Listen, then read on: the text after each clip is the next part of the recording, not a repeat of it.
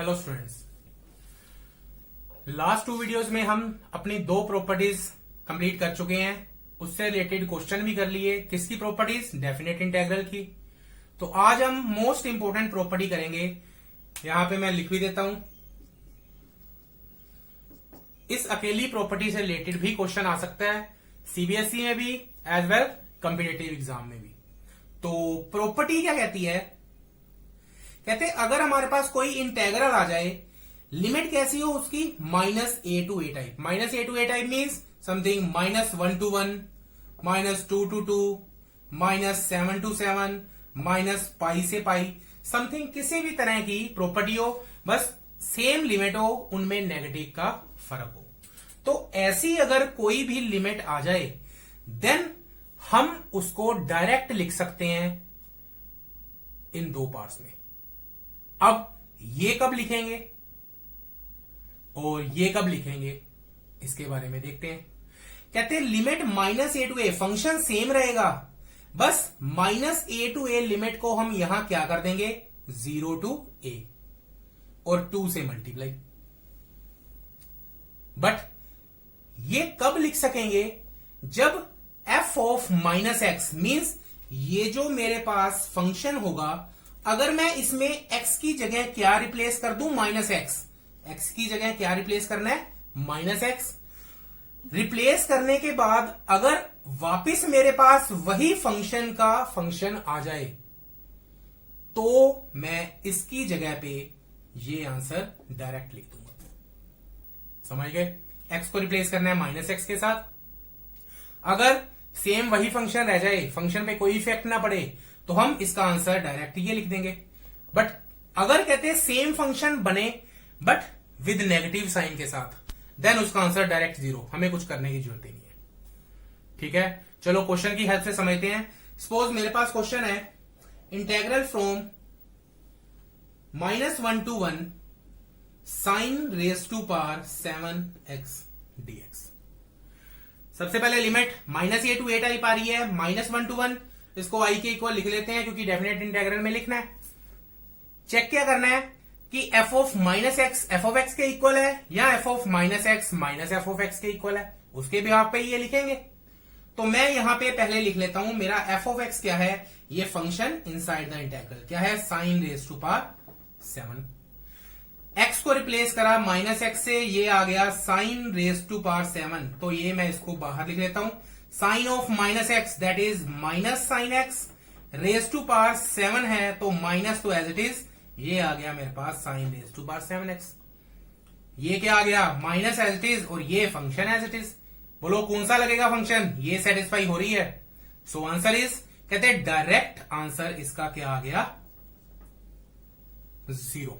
कुछ करने की जरूरत नहीं है। ठीक है स्टूडेंट्स, तो हमने डायरेक्ट इसका आंसर लिख दिया। चलो एक क्वेश्चन और करते हैं। हाँ जी, तो अब इस इंटेग्रल को सोल्व करना है। लिमिट फिर से -a टू a टाइप आ रही है, तो चेक कर लेते हैं कि ये किस प्रॉपर्टी को सेटिस्फाई कर रहा है। तो f ऑफ x मेरे पास क्या है? That is x sin x। मैं रिप्लेस कर देता हूं x को -x के साथ, तो ये आ गया -x साइन ऑफ -x।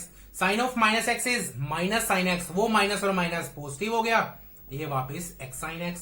ये क्या है? f ऑफ x मीन्स ये इस प्रॉपर्टी को सेटिस्फाई कर रहा है।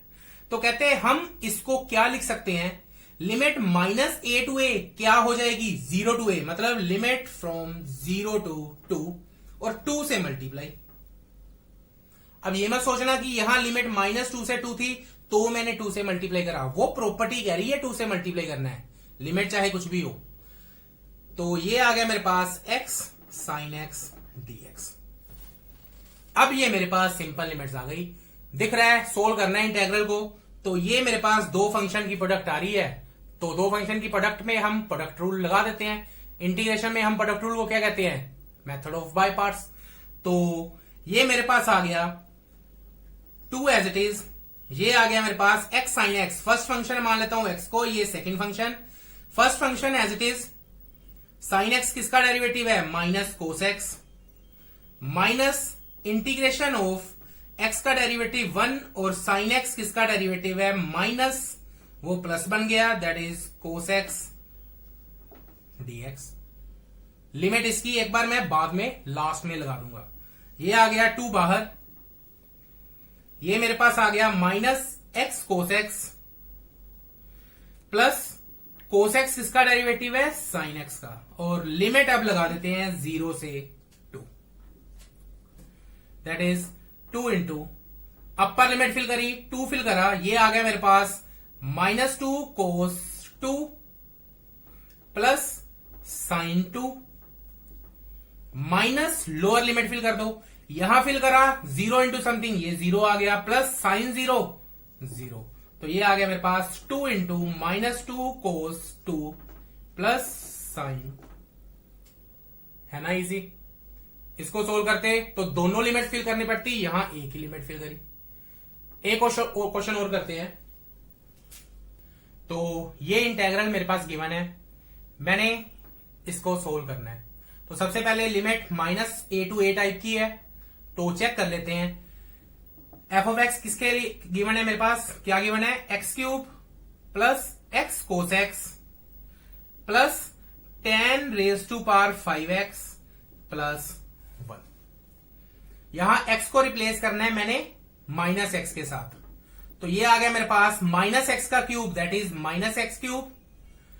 यहां आ गया minus x, cos of minus x क्या बन जाएगा कोस एक्स, तो ये आ गया माइनस एक्स कोस एक्स।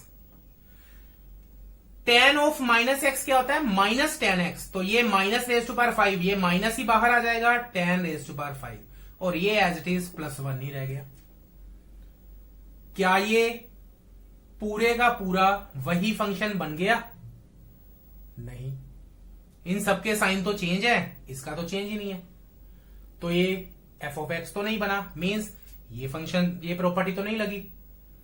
क्या ये फंक्शन के साथ माइनस बाहर आ गया, अगर मैं माइनस बाहर निकाल लूं ये बनेगा x cube plus x cos x plus 10 raise to power 5x -1।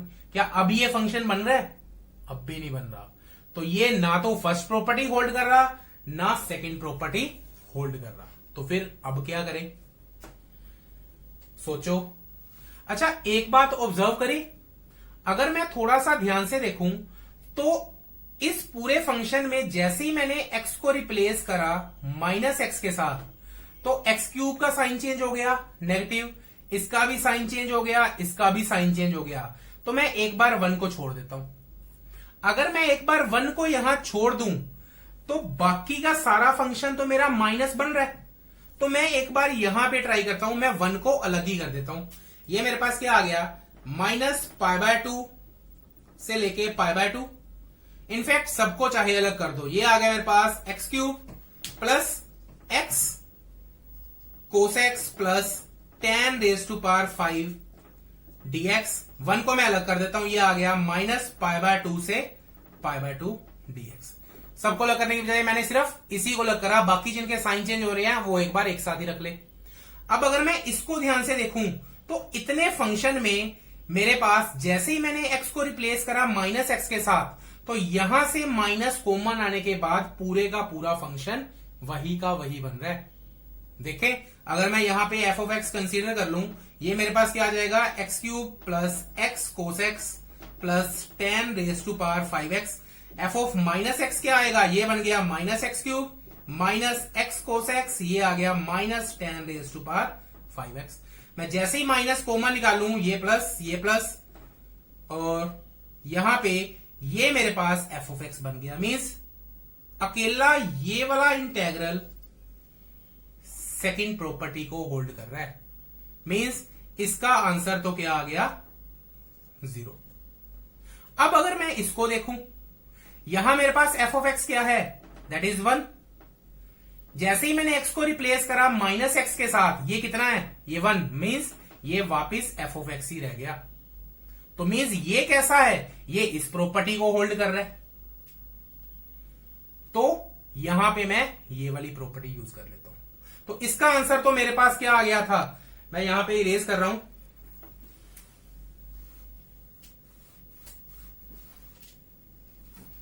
इसका आंसर आ जाता 0 प्लस यहां पे ये प्रॉपर्टी होल्ड हो रही है, तो ये क्या बन जाएगा, limit minus a to a से क्या बन जाएगी, 0 to a, mean 0 to pi by 2 और 2 से मल्टीप्लाई और फंक्शन एज इट इज।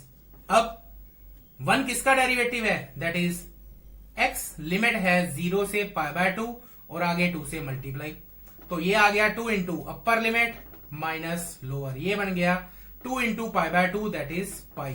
तो मेरे पास आंसर क्या आ गया, पाई, है ना इजी। तो इस वे में आप क्वेश्चन को इजीली सोल्व कर सकते हो, कैसी लिमिट्स को, जब माइनस ए टू ए आ जाए। ओके स्टूडेंट्स, अब यहां पे मैं एक छोटी सी बात बताने जा रहा हूं।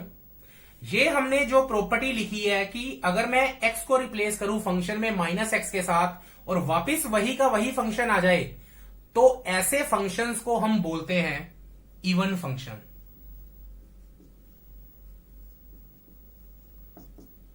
एंड अगर मैं x को रिप्लेस करूं माइनस एक्स के साथ तो फंक्शन विद नेगेटिव साइन आ जाए, तो ऐसे फंक्शन को बोलेंगे odd function. Means minus a to a limit change हो जाएगी इसमें अगर गिवन फंक्शन जो है इंटेग्रल के अंदर वो इवन फंक्शन है, और अगर वो फंक्शन ओड फंक्शन हुआ तो आंसर डायरेक्टली क्या आ जाएगा, 0। तो ध्यान से, अगर कोई डाउट है तो कमेंट बॉक्स में आप कमेंट करके अपना डाउट हमें बता सकते हो। Please do like, share and subscribe. Thank you students.